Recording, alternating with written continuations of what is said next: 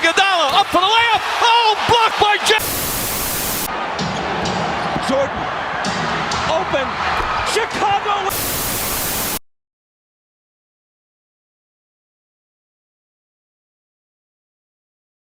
All right, guys, welcome back to another episode of On the Mix. I'm here with my guy Tyler, like always, and today we have a very special guest, LA's very own 90 Take Me Home, a.k.a. Nik Polynice.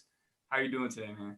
I'm doing good, guys. I'm doing good. It's great to be here, man. I love All in the Mix. It's phenomenal. Hey, also, if you guys don't know this already, we say it all the time. 90, or Poly, as I call him, does our little outro and intro song. So shout out to him for that. Yeah, man. Hey, and if anybody behind the voice, if anybody loves the visuals, go stream. Oh yes, also the intro video of the little clips of Jordan and Kobe and Bron. That's he did that? Yeah, that's also sick. Yeah, man. Hey, you got your prints all over the show then, like. Bro, everywhere. As soon as Quinn hit me, was like, "I'm doing a podcast." I was like, "You're getting the most elite content." That's lit. That's lit. Bro. So let's just hop right into it. So we'll start off with how we met. I'll start telling that story a little bit. You can chip in here and there. So a little bit how we met. I was taking a visit to a school in Oregon, and I was just hanging out with the guys that were taking me on my visit, and then this dude came over, and it was cool, super cool dude. Showed me around town, showed me around campus. Just really made me feel comfortable, and honestly was one of the reasons that I came to the school.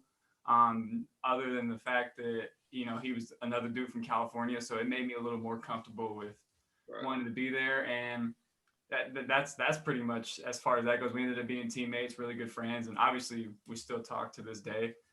So that's a pretty simple story how we met. There's not a whole lot to and like if we weren't like NBA mic'd up, there'd be a couple more details, but it was so great meeting this kid at 19 and just the adventure and story arc of us both being like single dudes in college, fresh into college. Young and dumb. That's it. Young and dumb, whole little adventure. Now we're both dads. Like 4 years later. That's crazy. Both dads still doing our thing, respectfully. Damn. So let's talk a little bit about your dad for a second. For the people that don't know, your dad is Olden Polynice, 20-year professional career. Started off overseas, if I'm correct. Yeah.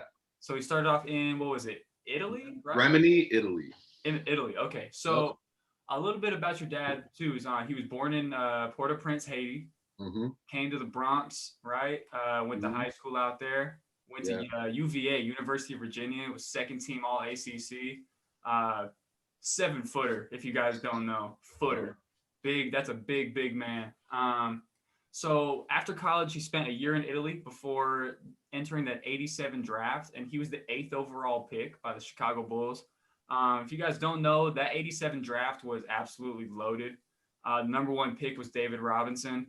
And then you got Scottie Pippen, Kenny Smith, Kevin Johnson, Horace Grant, Reggie Miller, Muggsy Bogues, Mark Jackson, Steve Alford, and current Chicago Bulls coach Billy Donovan. Yep. Wow. So a little bit more about OP. He played for the Sonics, played for the Clippers, I believe twice. Then he was on the Pistons, the Kings, and the Jazz. So he just had a super long NBA career. Obviously was useful for quite some time. I believe he was in the NBA for probably, what'd you say, 15 years, 16 years? What was it? I think exactly 17. If you go into 2K, like any 2K, you go into like 2K21 and you go into like games, either games played or years, he's the like top 50. Wow. That's crazy. That's crazy. Yeah. So and like longevity just as a center, bro, is like unheard of, especially like exactly. during that era. Yeah, I was gonna say, because being a 7-footer, a lot of those guys don't play for more than, I don't know, 8 to 10 years. 8 to 10, yeah. And your dad was in there 15, 16, 17 years, so he clearly was useful and the league average just went from like 3 to 5 years a couple years ago. Yeah, which is insane. So on top of that, what was it like what was it like growing up with your dad in the NBA? How did that affect you and your basketball? Did it make you want to play basketball? Did he influence you to play? Yeah, And for me, how was that? for me specifically, and I think I can speak for like my brother and a couple of other friends who I would consider my brothers, just since both of our dads grew up in the league at the same time. We all had this like I think it's different now for kids like Bronny. They start at a young age and they're like, Mhm. oh, my dad's LeBron, like I'm about to hoop. Yeah. But for us, it was like, we're surrounded in NBA by NBA locker rooms and going through the tunnels and meeting players and having players at the house, going to games. So when you're surrounded by that all the time, it wasn't anything special. It wasn't this. It was just life for you. It was just It was life, daily normal. life, Yeah. regular. I thought every kid was like, but at the Right, same right. time, if your dad is an accountant, there's like this inclination to like want to do what your dad does, Right. So I had that, but I never tapped into that until probably like senior year, and that's when I grew. I think freshman, sophomore, junior, senior, I went from 6 foot to like 6'5", respectfully, through those years. And by the time I was a senior, super late bloomer, I was like, okay, let me try to hoop. Let me start hooping. I think like if you want to get into like the really deep, like sad part, you have somebody who's playing an 82 game season. So it's not like he was the one coaching. Right. There wasn't time for that. In the off season, bro was going to, do his thing. Dude was in the league making millions. Like now that I'm older, I realize that. It would have been cool to have like a coach, but again, I think basketball was like, it wasn't anything special. So for my personal journey, it was just like another sport. To be So honest, like I was doing ice skating, bro. I wow. was Hey, doing my sister did ice skating. right. Bro, ice hockey. You don't want to touch me with the ice. Player. But yeah, my close friends, the Richmonds, their father's Mitch Richmond. The eldest son, he hoops. The middle son, he didn't even touch a basketball. He just was like, nah, this isn't for me at a young age. And you get kids like that. Unfortunately, like Michael Jordan's kids, they're not hoopers. You know what I'm saying? Like, but you'd think your dad's MJ. So it's just these little dimensional things that certain kids experience when you have like a pro athlete as a parent. Nice. So where did you actually play high school basketball? I know you've told me before, but I can't remember the exact school name. If Yeah. I want to say it was Grant. My brother played for Grant, so I played at Agora Hills. Okay. High school. That's what it was, Agora Hills. Okay. Yeah. It was not. What was it? Well, what was it like playing at Agora Hills? Who did you guys play against? What was it? I've never been in that really area. I don't really know too much about the valley like that. I think we played like Echo Park, or I'm sorry, Moore Park, Calabasas, Oak Park, and I want to say like Thousand Oaks and stuff like that. Thousand Oaks. Yeah, that's another one I was missing. I want to say TO. Wow. It was not like a emerging league by any means. I think the leagues that we looked to want to be like was El Camino or a Taft High School, something in Woodland Hills that was a little bit more like prestigious with the hoop. Because to be honest, it was a bunch of white boys, and I was the darkest dude, and there was another light skinned dude. No athletic ability. I was probably the most athletic, just tapping into my skill set. So damn, that's like, tough. You have to be the leader. Yeah, it was just like, and I wasn't a leader because I was a post player who was like under development. But kids looked at me like, oh, you're the dude who could dunk, or you're the dude who can like block everybody's shots. That was cool. But man, I was not nice in high school. And it was the game at the time, I feel like, was very like political. It was all the really nice shooters and ball handlers were in coach's pocket, and and you had some chirp about what parents wanted, and coach did that, and so I was high school basketball is yeah, definitely no, about politics. Rhyming. Like Rhyming for sure. it's all about that. Whatever the parents say to coaches, yeah. Yeah. and then so it wasn't anything to brag about by any means. Like my high school career is probably like 7 points, 4 rebounds, and then when I went to college, it was I redshirted my freshman year. It was cool. I developed my skill set, but I really didn't tap into my potential until I came back in 2019, did semi-pro circuits, played in the Drew League, played in the BBL, and that's where I was like, okay, I'm pretty nice, but basketball still wasn't like Like your thing, yeah. So yeah, that's a perfect segue into my next question. Moving on from basketball, what made you get into music? And follow-up question: have you always had like a foot in the door with music as like this is something I want to do, or did it just come to you one day and you're like, you know what, let me try this shit out? Yeah. It was like at the time it was something that I adopted to straight up like keep me alive and keep me going. If we're gonna get real truthful about it, I was just like, yeah, this thing is saving my life right now. And then I found my sound in 2020. I've only been doing music for about a year. I think my pivot was always music, just being a creative person. So back in 2016, I was making I created a skateboard for Tyler the Creator in Odd Future, and that was my foot in the door for like the world of arts and fashion and creativity. So that spark was always there, and that attraction was always there. And just like I was, doing the All in the Mix intro for you in the song, it was that little creative bubble was always over my head.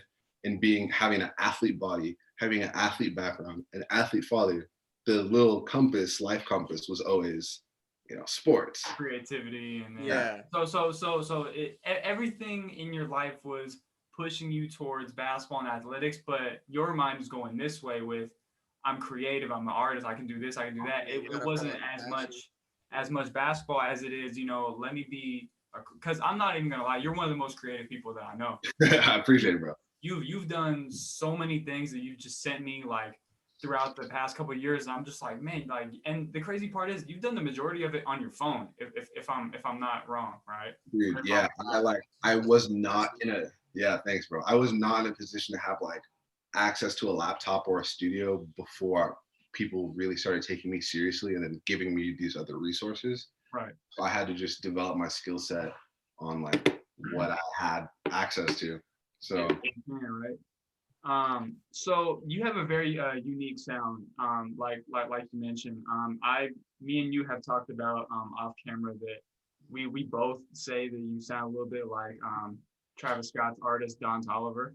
Yeah. So what are some influences for you musically, and how did you kind of develop the sound that works for you? Because obviously, artists go through this battle with themselves. They try this sound, try this, and then what was it that clicked for you in this sound that you had? So I think it was like I jokingly pictured, how would Don Toliver sound if he only came out at nighttime? And and that approach like led me to this like mystical. If you listen to my music, it's always this mood that draws you out of your head. I mean, at least that's like exactly what you're talking about, because it to me it's like I really don't like using the word vibes a lot, because it everything's vibe. So, but it's like it gets you in that like it's wow, it's like a dark sound, you know what I'm saying? It's dark like melodically, but you're like, wow, this shit is just like, it's different, but you're like, I can't stop listening to it. It's good. Like, and I think I appreciate it, guys. And I think what also separated me was choosing to go with quality content over the quantity of content, because I probably have like 15 songs out in my discography, but with 30 songs in the vault that I'm just always picking and choosing and evolving, how is this going to sound? How do I better represent myself and keep myself evolving, because I'm still not like blown up yet. Right. But I need to keep creating music that is, when you put headphones on, it's timeless. So 5 years from now, somebody can go back to my, early work and it sounds the same. Right. It's just, So, I don't know. so I know we talked a little bit about how you put out music and you prefer quality over quantity. You dropped a single about 2 weeks ago, Red Lights. What was your influence for that song, and what made you put that out at that time? Or did you have any reasoning, or was it just like, you know what, I feel like dropping some shit? Yeah. So Red Lights was, originally I was watching Grand Theft Auto videos, like the just edits of characters at the strip club, and I was like, I want to make a song for GTA to play in a strip club. And then I just started like spinning off that idea, and I was like, okay, when I feel lustful, what does that feel like? That's just like seeing red. So the term red lights isn't something physical. It's more like, okay, when I'm like on demon time, I just see red, Okay, so you dropped an EP last summer, Melange, right? Talk to us a little bit about that project, what it means to you, and for the people that don't know, explain the difference between an EP, a mixtape, and an album, because I know people kind of get them all mixed in and they don't really know how to Yeah.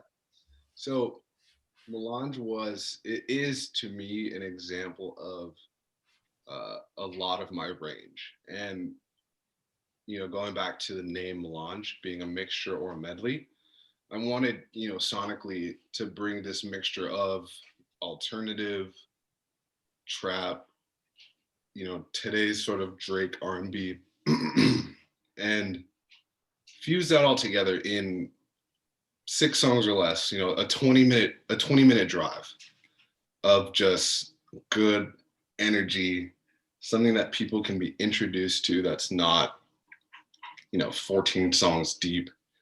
You have to waste time, trying to figure out, okay, who is this guy? Do I like him? Yeah. I'm giving you 6 songs. Every song, no matter what you pick, you're gonna like one of them. You're gonna like one of them. There's no way around it. I covered all the bases.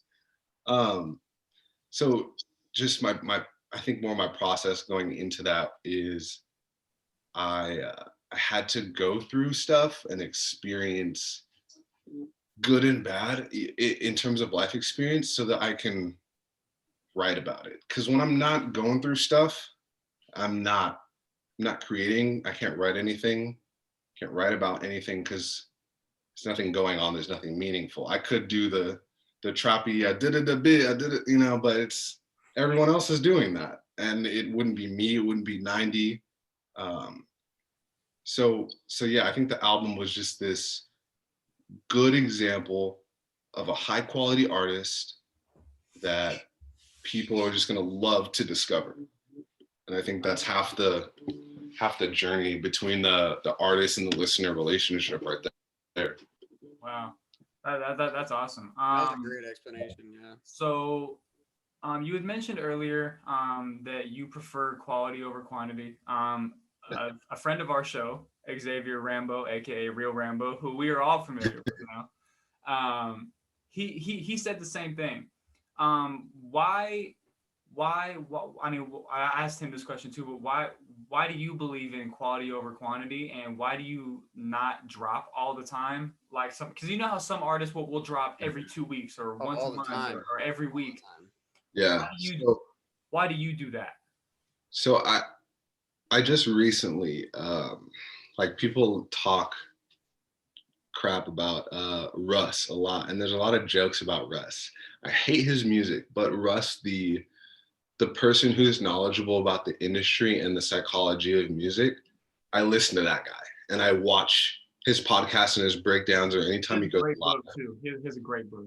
I should probably read it low key. I'm not even gonna cap. I'll send it to you. I learned from him this philosophy of constantly dropping until you get picked up.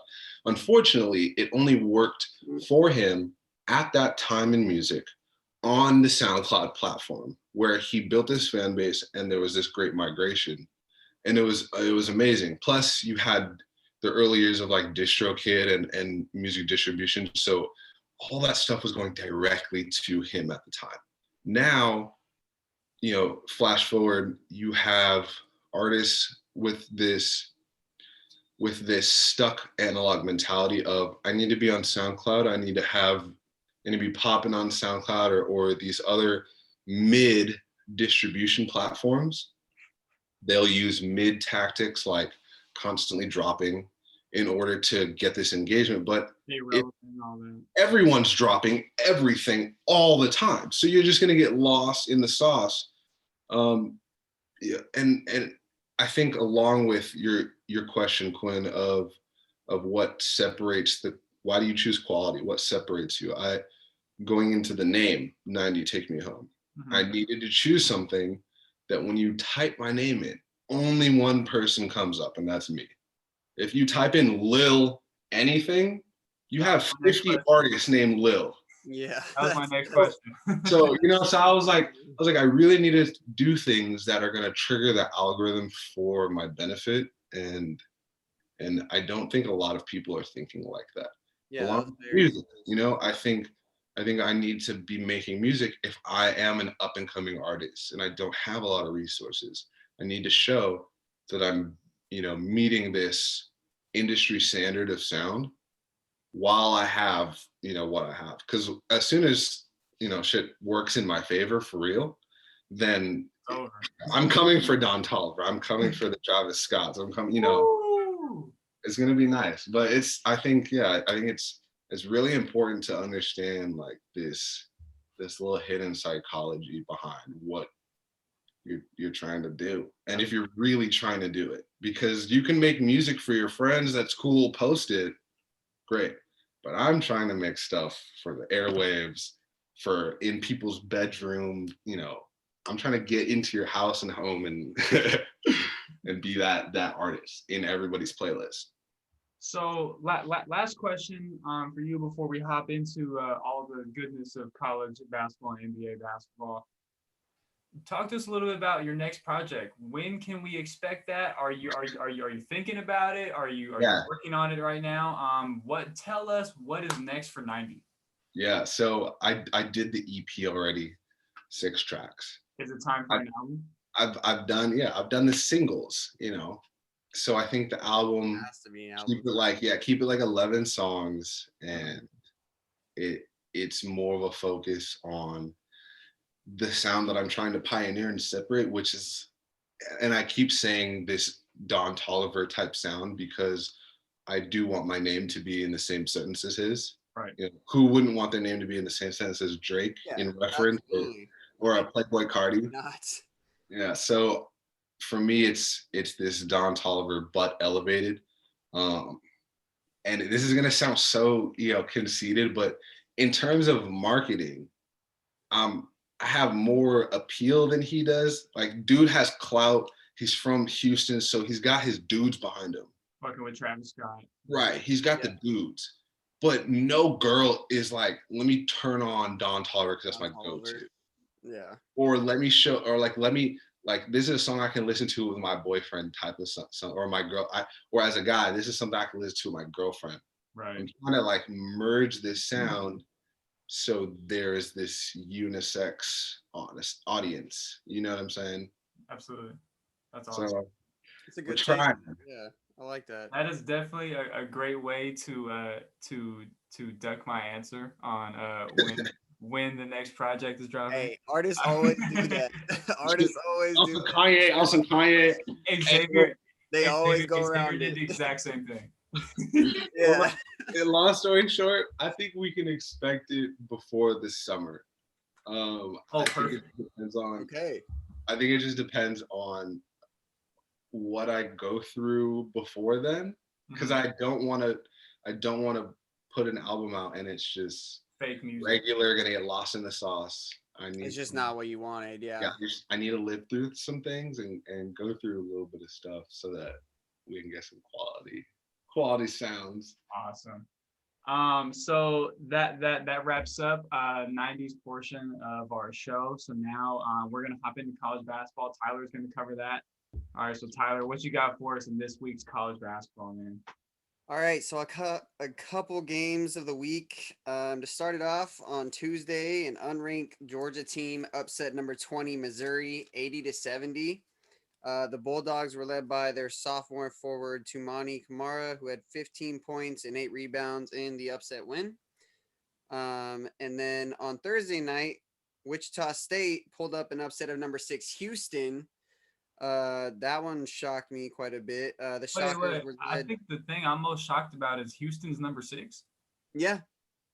I mean, they've had a good year. They've had a great year. That's All right. But this one, that's shocking. Yeah. I mean, but Wichita State was led by two of their guards, sophomore Tyson Etienne and senior Altari Gilbert, who both had 16 points in the win. And then this game really shocked me when I saw this score. Number 19 Tennessee got upset by Kentucky, who has not had a good year by any means. I mean, you know, Kentucky's supposed to always be like in the top conversation, and they're just not it this year. But they were able to upset number 19 Tennessee 70-55 yesterday. Kentucky was led by sophomore forward Keon Brooks Jr., who had 10 points and 14 rebounds, as well as freshman Isaiah Jackson, who had 16 points and 7 rebounds as well. Very tough. And then another team that has not had the season that everyone like expected them to have, Duke beat number 7 Virginia 66-65 yesterday. End of that game was crazy. Yeah, it was. That was a crazy little thriller at the end. Come on, UVA. I thought Kihei was, I honestly thought Kihei was going to do it. That was sad. But the Blue Devils were led by their sophomore forward, Matthew Hurt, who had 22 points and 4 rebounds. He's the dude gets like 20 points every game from what I looked at. He's probably their best scorer. No disrespect to anybody on that Duke team, but there's really nobody else to go to. Yeah. So he's kind of like their first, second, and third option on offense, and hey, he's getting his, so good for him. Yeah, he is absolutely. And then Virginia senior forward Jay Huff had 20 points and 12 boards in the loss. And then so I had one player of the week, and then I decided to change it to 2 because I looked at this guy's stats and I couldn't believe what I saw. So the first guy that I had originally was USC freshman forward Evan Mobley. Mobley had 22 points, 7 assists, 3 blocks, and 9 rebounds. Very close to a triple-double against Arizona State in a win. And then he had 23 points, 4 blocks, 5 rebounds, and 2 assists in a loss to Arizona. Shout out Ira Lee and the Wildcats. Hey, shout out Ira, friend of the show. Yep. And so this guy, I mean, he's one of the top guys in the draft coming up and everything. He's really good. He's an amazing freshman. He averaged 23 points, 7 boards, 4.5 assists, and 3.5 blocks for the entire week. So Evan Mobley always seems to get it done. But however, they weren't able to beat Arizona, like I said. And then Washington State sophomore guard Noah Williams had 32 points, 7 assists, and 9 rebounds in a win against Cal. And then he came out and dropped 40 points, 5 rebounds, and 2 assists in a triple overtime win against Stanford. So that really that stood out to me. That's really why I have 2 players. I think that one of the reasons is because the Cougars were without their leading scorer, Isaac Bonton. However, Noah Williams stepped up and carried them. So hell of a week for him. I also want to throw in a little bit about college basketball. It's been kind of going around TV and the internet and whatnot. Jalen Johnson from Duke University, he opted out of the season mid-season. I know a lot of people have a lot of comments about that and have a lot of opinions. His reasoning was, he just wanted to do what's best for him in this upcoming draft, and he wanted to rehab his foot and whatnot. I don't want to talk too much about that. I don't necessarily agree with his decision. I feel like if you're going to start the season, you got to finish it regardless of how your season's going. And I don't know if you saw, but the coach of Syracuse, Jim Boeheim, had a lot of like, I don't want to say nasty comments, but he had some comments that he probably should have kept to himself about that. And at the end of the day, the kid's going into the league, so there's not really a whole lot you can say. But I personally, I don't know his full situation. I know he had some off the court issues as well, but I think that if you're going to commit to a season, especially with the school, with a school like Duke. Yeah, well, with a school like Duke and a coach like Coach K, I don't think you kind of dip out mid-season. But that's not something that happens very often. That's the last school I thought somebody would have opted out from. Honestly. But hey, he's gonna do his thing, and he's a projected lottery pick, so at the end of the day, that's not going to affect his draft stock. I don't think he's still going to be the player that he is, and he's a dog anyways. But I don't think that was the coolest move, I guess, that he could do. But the NBA brotherhood has him. Yeah, he'll be fine. he'll be just fine. Jalen Johnson, go get your money. Go get healthy, rehab, do your thing. So moving on to the NBA, there is some interesting news this week. A lot of weird stuff going on. I'll start with guys that got waived. Kind of sucks to see guys get cut, but it's for various reasons. Frank Mason from the Magic got waived. Ray Spalding from the Rockets. I'll be honest, I don't really know who that is. He don't know that. He got waived also. Norvell Pell from the Nets. He just got signed. They waived him. And I'm gonna get to this one. This news actually just came out yesterday. Demarcus Cousins. Demarcus Cousins and the Rockets agreed to part ways in the next couple days because they want to move forward with a younger and smaller team. They love their small ball. Hey, really it has never worked. So let's see how that goes. But I want to hop into this real quick. I don't want to spend too much time on it, but what teams could use him? I know he's going to be on the waiver list. Where would he fit in? That's kind of like the Andre Drummond conversation. I mean, because they're trying to find a team for him and Demarcus Cousins. I mean, he's not as good, but I think he could fit well with a team. Like if the Nets need a center, not to say DeAndre Jordan's that bad, but if they need another center, they need a lot of people aren't gonna like this, but healthy, he could go to the Clippers. Absolutely. Yeah, they could use another big. Absolutely. And another team that, I mean, obviously, I did read earlier today that the Lakers have mutual interest in bringing him back again. That could be not to play for this at all. He rose back to the Knicks story. Exactly. But also a team that not a lot of people are talking about that is in need of some help at center is the Boston Celtics. Ooh, I definitely think that Demarcus Cousins would be a huge help to that team. Absolutely. They definitely need. As a Laker fan, I strongly have always disliked the Celtics. But you have to. I think for the benefit of his career and the benefit of their season, he could be a massive help to them. If they don't get a guy like Drummond, or if they don't bring in Blake Griffin or something like that.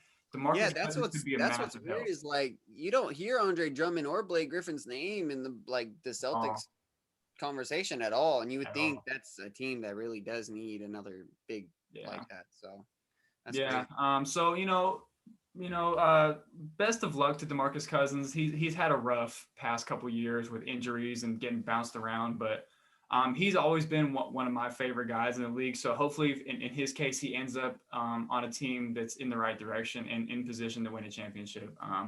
Also, PJ Tucker is also going to be on the waiver list. And I saw that the Lakers are thinking about signing. I'm good. No, thank you. Yeah, I pass on that one. As soon as I saw that yesterday, I was like, no. I don't really know how much a 6'5" center would help us out down low. No. I mean, I saw a tweet. I saw a tweet yesterday, or a meme, I guess, of him on stilts.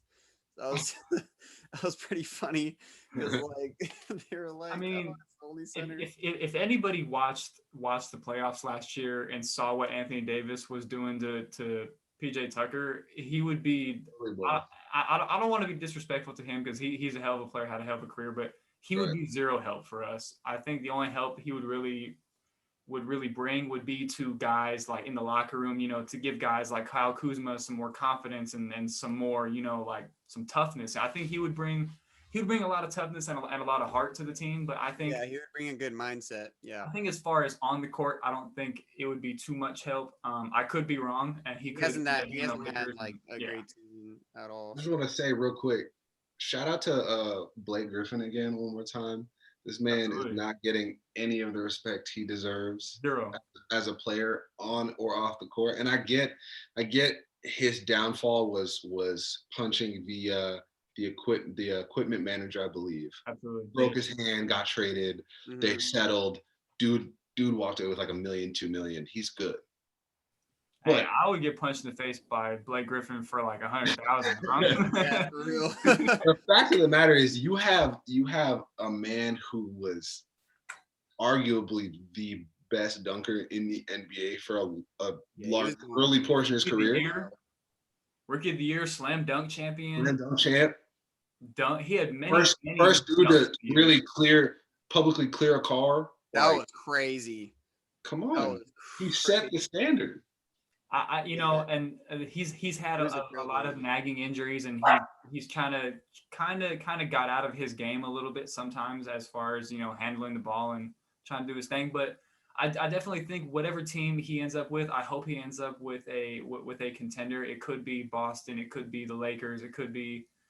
He definitely won't be back with the Clippers, but I definitely think that Blake Griffin could help out any contending team with depth, with rebounding, with just being a big guy. That Boston move wouldn't look too bad either. Very tough. Yeah, very they tough. could use somebody. It's so funny because there's just no talks about it. You would think there would be. No, I mean I've seen it here and there, but it's nothing serious. It'll be like one of those random NBA Instagrams and shit. So right. So moving on from that, we'll move into people who got signed this week. One person was signed this week to a rest of the season contract. The Nets signed Andre Roberson. I see that from the Thunder. Yeah, I see that move as I'm friends with Kevin Durant and James Harden, so let me play for this team, because I saw him on the bench the other day against the Lakers, and I was like, is that Roberson? And then I looked it up, and I was like, oh, it is. I don't really see him getting in the game too much and doing his thing, but I do think that he's a veteran player and definitely has seen a lot. Obviously, he's cool with KD and Harden. What's those guys that's glue? Team glue. That's just like guys to have for the playoffs and stuff if needed. Absolutely. You need him to go in there and guard somebody for a little bit and foul. Hey, throw his ass in there. Yeah. So moving on to some headlines. I'll start with something pretty impressive. I mean, everybody probably saw this coming already. LeBron James passes 35,000 career points. He's the third person ever to do this. Obviously, the only other two people are Kareem Abdul-Jabbar and Karl Malone. No.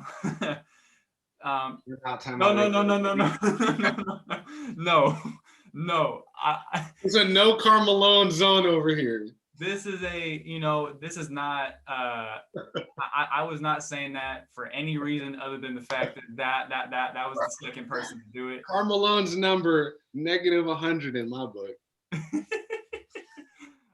So moving on to this, actually happened last night. Chris Paul moved to 6 all-time in assists. He passed Oscar Robertson. Next up on that list is Magic Johnson. Say what you want about Chris Paul, but he is without a doubt one of the best point guards to ever touch basketball. I don't think he's going to pass Magic Johnson on that list this year because he needs about like 800 more, 500 more assists, something like that. So he'll probably do it next year. So good for him. He's moving on up in every category he can. And this is year 17 for Chris Paul, if people don't know, which is crazy because a couple of years ago, people were talking about he might be on his way out, and he reinvented himself and is back helping out the Phoenix Suns, who are having a great year themselves as well.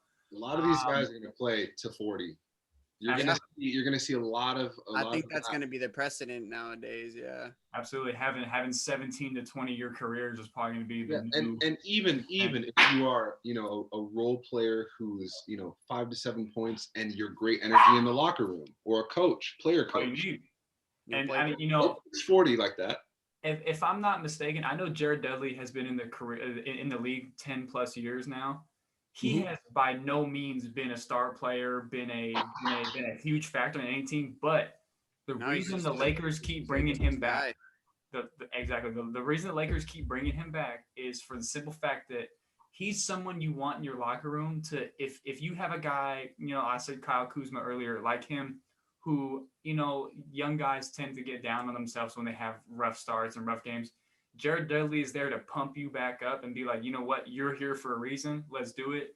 And he is, regardless of what people say about his play on the court, off the court and in the locker room, he is a hell of a teammate, hell of a guy. And guys like that are gonna be around for a long time.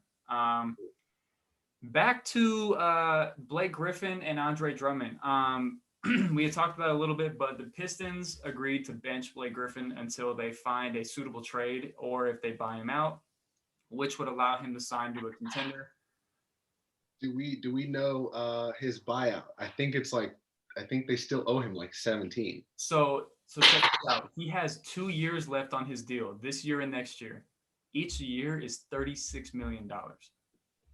So it was a 70 million, Yeah. not 17. Yes, but I do know that in the whole buyout process, the team and the player can come to an agreement on a certain amount and just be like, hey, take this and we're good. I assume that's what's going to happen because I don't think they're going to give him 70 million up front and be like, have a nice day. Because if you gave me 70 million, I'm not touching the ball ever again. And then, same thing with Andre Drummond and the Cavaliers. So hopefully those guys end up on better teams and they get a better chance to help out a team. Please get Andre Drummond on a better team. Absolutely. And I think, personally, Blake Griffin, I know, Polly, you said you're a huge Blake Griffin fan, and I am as well. He deserves. Yeah, the Lob City Clippers were so fun to watch. Like, they were just ridiculous. The Clippers will never win an NBA championship. I don't care. Sorry. Never. The only chance they had was 2014 or whatever year it was when they lost to the Warriors. Doors closed. Doors closed. It won't open ever again. I'm sorry. But I do think a guy like Blake Griffin definitely deserves to have a ring or just to get close, at least. And he deserves better treatment than what he's getting, and hopefully he gets that soon. So moving on to somebody that's been a little frustrating to me this year because he does play for my favorite team, Anthony Davis. He's not having the best year. He's having an all right year, and then on top of this injury, it's a little different. Frank Vogel said he's going to be out for another 4 weeks. So, Anthony Davis, I don't want to say he's struggling this year, but he's not having the best year. I think that he could do more when he's out there. I don't think that the 36-year-old LeBron should be leading the team in pretty much every category possible. I think Anthony Davis, when he's out there and when he's healthy, this is an asterisk, when he's healthy, he needs to be the guy. I think that it's time in LeBron's career to take a step back and let Anthony Davis be great because he is. And I think he needs to playing like a Pelican on the Lakers. Right. Exactly. Yeah, that's a good. Exactly. So he needs to have that, I'm going to go out and get 40, 50 points, 20 rebounds every night because he's capable of it. We've seen him do it for years on the Pelicans. So I just think that he showed it in the playoffs last year. Like, absolutely. He's shown flashes of it, but I think that the issue with him is that he has these nights where he'll go get 35 and 20. And then he's like, all right, yeah, satisfied. Yeah. Like, I'm cool. And then the next game he'll have 11 and 8. And I'm like, what the hell's going on? I don't want to talk too much about that because, they are coming off the championship and he is dealing with this Achilles injury, but I would like to see a little bit more from him when he's out there. Hopefully take some slack off of LeBron a little bit because I know LeBron's in amazing shape and he's doing his thing, but he's doing a lot though. He's 36. This is year 18 for him. So hey, you spend $1 million a year on your body, you could do it till 60. Absolutely. But I just think for the whole team's thing, this man needs to get together and step up.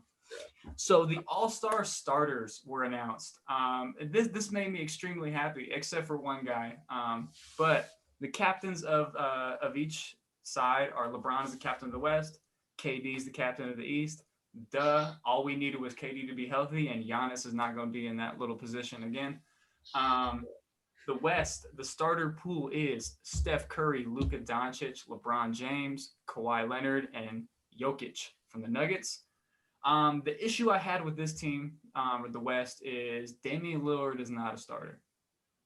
I think he should have been in there over Luka. The players and the media voted for Damian Lillard to be a starter. The only reason wasn't it a tiebreak or something? It was a tiebreaker, and then they ended up using the fan vote, which I don't know if you guys saw Luka talk about it, but he said that he didn't deserve to be a starter. Don't say he's a that. very humble person. Like, honest, but like for what? Yeah, dude, I get you're trying to give people their whatever, but you got named a starter. Don't say shit like that. Right. Like, then you're gonna start pissing people off. Play your game, be an all-star, take it. You're in the NBA. You're a young kid. Enjoy it. This is what year 3 for him. Year 3, and he's already a 2-time all-star. Crazy. The East pool of starters is Kyrie Irving, Kevin Durant, obviously, Giannis Antetokounmpo, and Joel Embiid, and last but not least, my guy Bradley motherfucking Beal. I've been campaigning for Bradley Beal ever since this damn show started. For him, for one, to get the hell out of Washington, and Right. 2, he deserves and has been deserving to be an all-star starter for at least the past 2 years. He needs to be an all-NBA player as well. It's well deserved. So, amazing for Bradley Beal. I was really excited to see that. I kind of knew it was going to happen, but it made me really happy to see that Bradley Beal is finally getting his recognition and people are respecting him for who he is. Yeah, he absolutely deserved that. Yeah, so I think this All-Star game is going to be pretty cool. I don't know if there should be an All-Star game this year. We had talked about that in the last episode, but obviously everybody knows it's about the money. It's not about the interest of the players and the fans and whatnot. But yeah, I don't care about that. no. If only Rudy Gobert didn't rub Donovan. I don't even want to. I'm so tired of talking about Rudy. I do it every day. I'm starting to almost feel bad, but like I literally like watch his stats like every week now. They're just gross, bro. They're gross. He stinks. He had one pretty good game this week from what I remember. He was in the round of Supermax contracts, wasn't it? I don't want to talk about it anymore. I'm tired. Hey, you give me 200 million. Hey, and that's exactly my point. I know I said I wasn't going to talk about it, but if someone is offering you a contract for 200 million, you better take that shit. I encourage everybody to if you're going to get paid, regardless of who you are. If that's the type of money that the Utah Jazz are going to throw at you, take that money and run. So moving on to my players of the week, I had 3 of these guys have been pretty consistent all year, and they've just been kicking ass all year. I'll start with Jamal Murray. Jamal Murray's been he hasn't stopped ever since the bubble. He's just been going crazy. This week he went the heck off this week. Absolutely. This week against the Lakers, he had 25, 6, and 4 and the win. They lost to Boston, but he had 25, 6, and 6. They lost to the Wizards, and he had 35, 9, and 6. And then against Cleveland, he had 50, 6, and 2. And he was 21 for 25 from the field. And he's the first person in NBA history to have a 50-point game and not shoot a free throw. Wow. And he didn't shoot one free throw. Did not shoot a single free throw, and he only missed 4 shots the whole game. Wow. That's a very impressive stat line there. Yeah. Wow. Is Jamal Murray going to be an all-star this year? I don't know. I don't think he gets that over Damian Lillard. I don't think he should, but Jamal Murray will be an all-star very soon if he continues the way he's been playing the past couple years. My next guy, of course, Damian Lillard, who has been just throttled into the MVP conversation now. This week, actually, he had 34, 3, and 11 against the Mavericks and a win. 31, 7, and 10 versus OKC, the win. They played the Pelicans, and he had a crazy game. He had 43 points, 4 rebounds, and 16 assists. And then they lost to the Wizards last night. He had 35, 6, and 12. And I'm pretty sure Bradley Beal had like 37 or 39. Yeah, he had like 37. I know Damian Lillard was struggling throughout the game, but he had like 23 points the third quarter or something like that. Like something crazy. Yeah. My last guy, I talk about him all the time. This person needs to not play for this team anymore. Zach LaVine, who also should be an all-star this year. I don't know if he'll get it just because of how shitty the Bulls are. Right. But Zach LaVine, I'm pretty sure he's averaging 30 right now. Yeah, 28, 30, yeah. He's averaging like 28, 29, something like that. Against the Pacers, they won. He had 39 and 3. They beat Detroit. He had 37, 5 and 5. They lost to Philly. He had 35 and 5. Last night, they played the Kings, and he had 38, 4 and 3. And he shot like 90% from the field last night with 38 points. Yeah, Zach LaVine is he's playing out of his damn mind this year. He definitely needs to get the hell out of Chicago. Hopefully LeBron does a little bit of work and picks him for the All-Star team this year. Hey, look, if I'm glad you mentioned a LeBron manipulation in the league, because if LeBron James somehow was able to get Zach LaVine and switch him for Kyle Kuzma +1, absolutely, that's all the Clippers are. The Lakers would need. That's all the Lakers would need. Yeah. Absolutely, because I think the thing that the Lakers are missing, the thing the Lakers are missing is a solid wing. We don't necessarily like a really nice, reliable wing player. And Zach has been developing. He's developing Chicago as a large role player, a large scoring player. He's definitely their franchise guy. But I think in his best interest of his career, he needs to get the hell out of there. Rob Pelinka, if you see this, please tell LeBron to work some magic. Go ahead and slide in that locker room if you have to. It's all good. Nobody's going to say anything. No cameras. Moving on to the rookies of the week, I have none. For the simple fact that LaMelo Ball played one game this week, and it was last night, and he didn't even play that well anyway. That was sad. I love watching the Hornets play, and I didn't get to watch them at all this week because of COVID protocols and everything. Yeah, so they got like 3 or 4 games posted on this week, and all the other rookies, they're either injured or they're not playing that well anyways. So don't want to spend too much time on the rookies. Hopefully they start playing better because I need more stuff to cover. Hey, Terry Rozier went crazy though for the Hornets. Yeah, Terry Rozier had like 38 last night or something like that, and the game winner. So my last thing, I got 2 teams to look out for right now. The Brooklyn Nets, they're on a 5-game winning streak. They play the Clippers today. I believe the game is like in the next hour or so. They're led by Kevin Durant, Kyrie, and James Harden, obviously. KD is averaging 29, 7 and 5. Kyrie's averaging 27, 4 and 5. James Harden's averaging 24, 8 and 12 assists. That's really all you need. I love it. I love how he went from such an amazing, efficient, questionable sometimes, but just an amazing scorer, no matter what. On the Houston Rockets, LeBron's giving you a 30-piece. He takes this methodology of scoring and he turns it to the passing and the assisting. And I'm pretty sure you guys both saw this. Wow, do that, and he's done it very well. Him and Kyrie, I guess, had a side conversation, and James Harden's gonna be playing the point guard over there. Yeah, Kyrie's gonna be playing the 2. I mean, when you have a guy like James Harden who could give you 50 any night. Anytime you want it. He's averaging 24 points, which is already pretty good for playing with those other 2 guys. He's averaging 12 assists. Like, granted, it is pretty damn easy to get those 12 assists with those 2 guys. Yeah. When the guys to your left and right are KD and Kyrie Irving, you're bound to get some sort of assist. And Kevin Durant, I think personally, I could be a little biased because I'm a Kevin Durant fan when he's on the court. His off the court stuff is a little questionable to me sometimes. He's averaging 29 points this year, his first year back. To me, he's in the MVP conversation. As far as people that need another MVP that need to be recognized as that. Kevin Durant is having himself a hell of a year. Another team, a team from the West, the Portland Trailblazers. They've won 8 out of their last 10 games. Wow. The next game is against the Suns tomorrow. Without CJ McCollum. Yeah, without CJ McCollum and what's his name just came back. Without Nurkic as well. He just came back like 2 nights ago, I believe. Oh, okay. The Trailblazers were on like a 6-game winning streak until last night. They lost to the Wizards, but like I said, they've won 8 out of their last 10.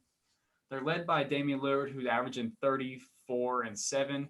CJ McCollum, who's injured right now, like we said, is averaging 26, 4 and 5. Gary Trent, who's stepped up big time with CJ McCollum being gone, is averaging 15. Melo is averaging 13. Enes Kanter is averaging 11 and 11. They're having a hell of a year. But you know, this team and a couple other teams, they do this every year. You know, they have a really good regular season. They get to the playoffs. They might get past the first round. Get to game 60. Yeah, they start you know, turning it up when they get to the playoffs, and then they run into last year. They ran into the Lakers the first round. Sorry, No shot. You know, I don't think that the Trailblazers really have a chance to win a championship this year. They could prove me wrong. I would love for them to prove me wrong. Them and the Utah Jazz. That would be cool. But yeah, it'd be fun to see. Yeah, that'd be really fun to see. But anyways, that wraps up our NBA portion. So now we'll be moving on to some quick and fun questions for our guy 90 here. So I hope you're ready for these. These are we ask everybody these questions. They're not anything to like sit there and like deeply think about. So your basketball Mount Rushmore. Who are the guys that you look at, 4 to 5 guys that you think and you're like, this is basketball? Guys that, you know, inspired the game, changed the game, the best ever. However you look at basketball, who do you think of? Oh. Yeah, okay. LeBron James, Yes. Michael Jordan, Yes. Kobe Bryant, Absolutely. Steph Curry, and I think my fifth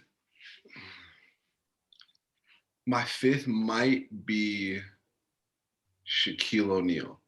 If not Shaquille O'Neal, I would say Allen Iverson, only because AI was able to get white boys to start braiding their hair, wearing accessories, like, and that's not even like that different. Like, he got everybody that wasn't like black, and like, you know, as a little black kid playing basketball, you look up to people who look like you.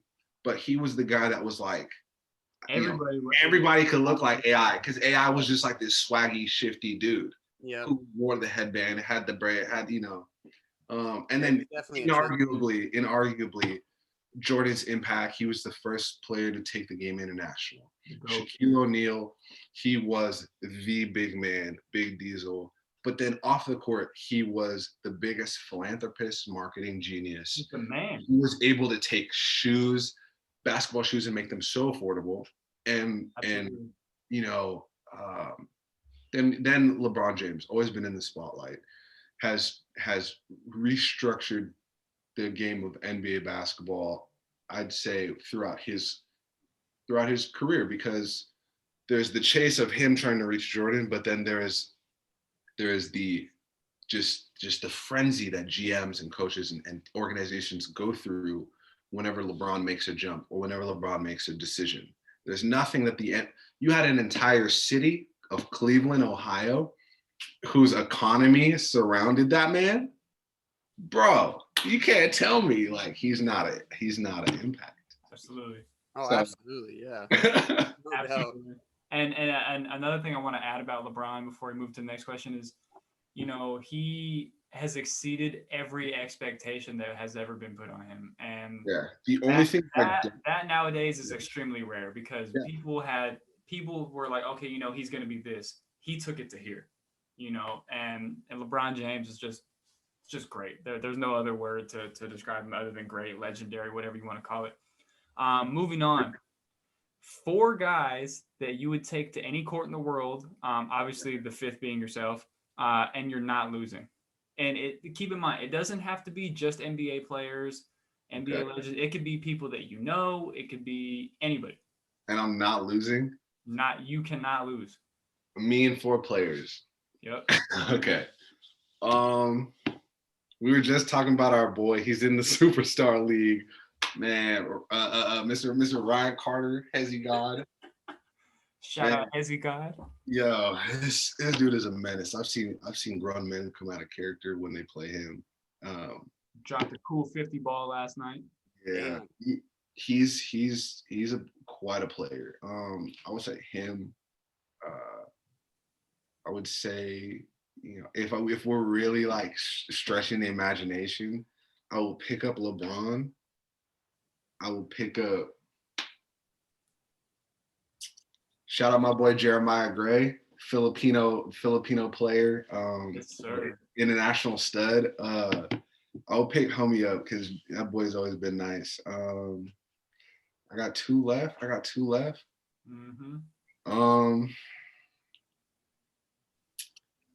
Hey, look, I would pick up my boy Ryan Murphy. No. Come on, bro. Come on, bro. No. I don't know. My last 2 would be my last 2. I'll pick up Kyrie, and I will get who still has it. I would pick up Tracy Mcgrady. Ooh. Like Houston McGrady. Yeah, he was. Because that man was giving fear to everybody. Like he was bussing Kobe Bryant at one point. Absolutely. If a lot of people don't know, Tracy McGrady's like 6'8", and he's a 2-guard. Yeah. 2-guard full of baskets. Yeah. When I first saw the YouTube video of him scoring 13 points in what, like 8 seconds. That was crazy. The very first dude. I was like, what? Oh my God. If he did that in today's NBA, Bleacher Report would be milking him dry for 4 years straight. Yeah. Man. Oh my God. Okay. Moving on to the next question. We got a couple more. I got to get some NBA predictions out of you. Who's coming out of the East? Who's coming out of the West? And who's winning that matchup in the finals? Oh, the easiest prediction is like Brooklyn and LA. And I think that's the most realistic prediction. Absolutely. Everybody wants to see it. Yeah.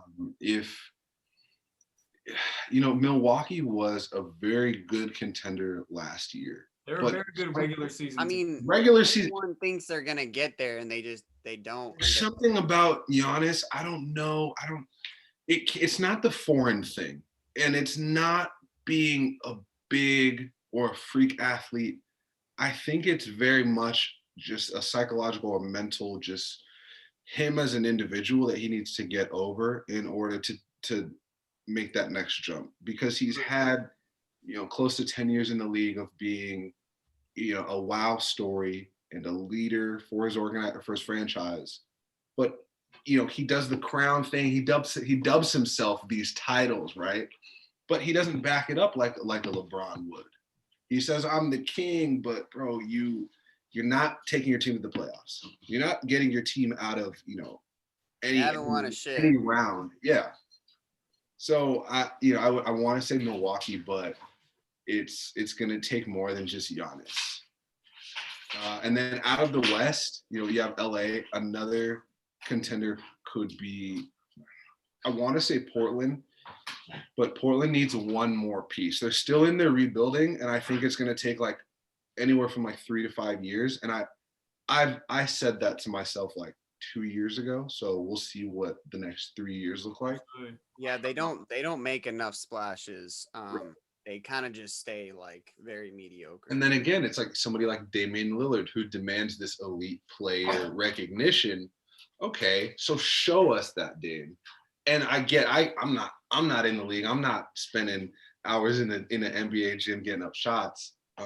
So take my opinion with a grain of salt. But someone like that caliber of a player, you are demanding these things from your audience. So you should at least put in that work, elevate your team by any means necessary. That's why I give Jordan so much respect, because he was the guy that was like, I'm doing it.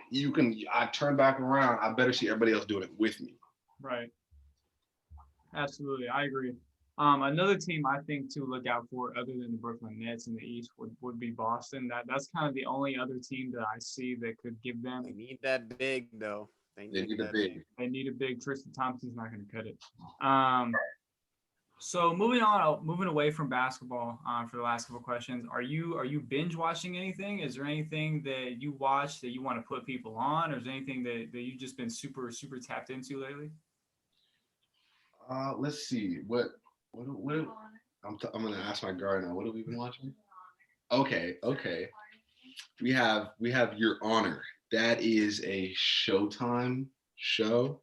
Mm-hmm. Bryan Cranston from Breaking Bad. He plays, not to spoil anything, he plays a judge, and right away we see that his son accidentally kills someone. So the whole premise of the show is just protecting that lie, that father and son thing. And of course, Bryan Cranston, his Breaking Bad experience, everybody knows that he's this crazy great actor, right? He brings that same intense energy to this show. Another one is Ted Lasso, and that's isn't that the soccer coach? Yeah, Jason Sudeikis. He's like a D2 football coach.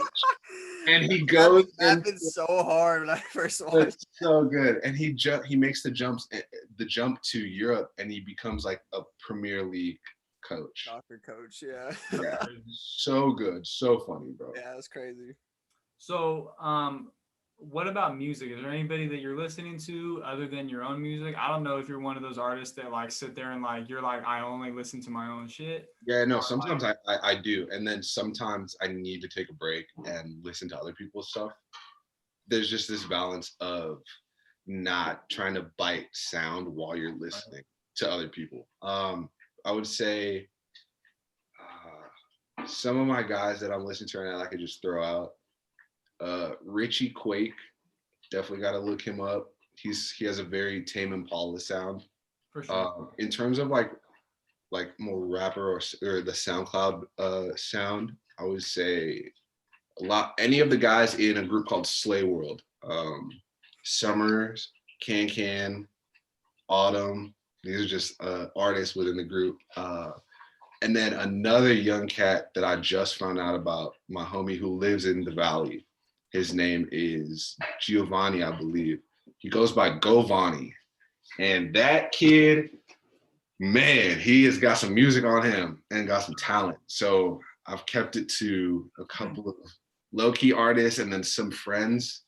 I try not to listen to like the babies and the bigger dudes because it's boring.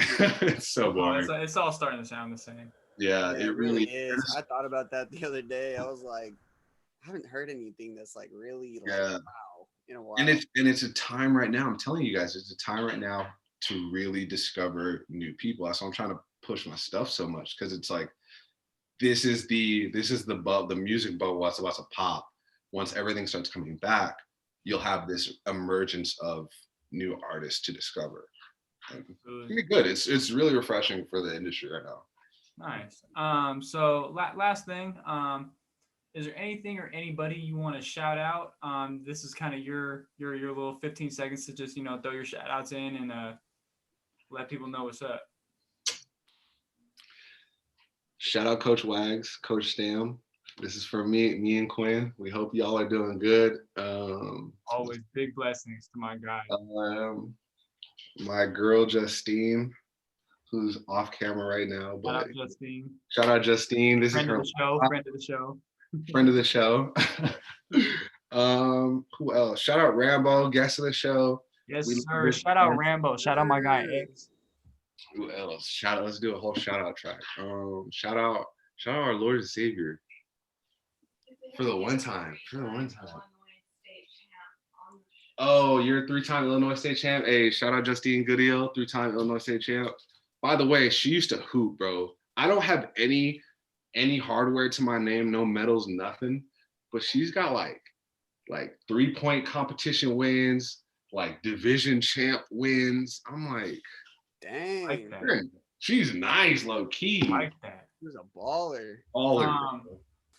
Thank you to my guy Nick, a.k.a. 90TAKEMEHOME. I will have his Apple Music, Spotify, Instagram all down in the comments or in the little description below. So you guys can go check him out. Thank you again for coming on the show, bro. We really appreciate it. Next week, we will be having my guy from Eastern Washington University, Jacob Davison, a.k.a. White Man Can Jump. He will be on the show next week to talk about his background, basketball, everything he's got going on this season, and his future plans. So, like I said, thank you guys for tuning in to another episode of On the Mix. Stay tuned. Don't forget to like, comment, and subscribe. I said, don't forget to like, comment.